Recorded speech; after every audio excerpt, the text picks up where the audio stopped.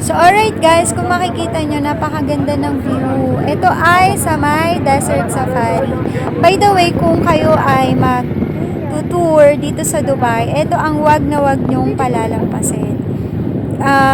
Bago nga pala kami nakarating dyan, sumakay muna kami kasi nasa gitna mismo yan.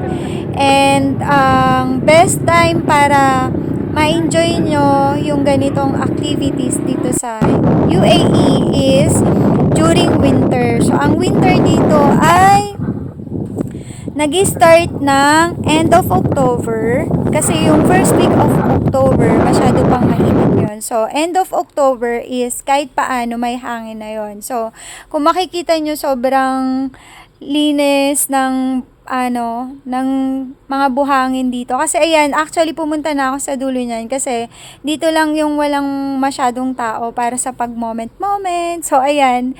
Bali, kung gusto niyo ma-experience to, kailangan niyo mag-arrange ng tour package sa Travel and Tourism dito sa UAE.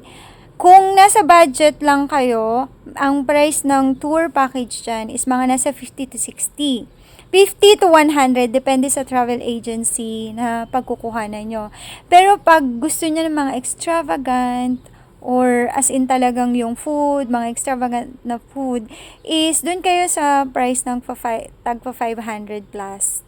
500 AED. So, kung dun sa 50 to 100, meron na yung kasamang unlimited food. And they assist naman kayo ng mga staff dyan. Tapos, etong mga staff, dadalhin kayo kung saan yung table ng bawat travel agency na kumuha sa kanila.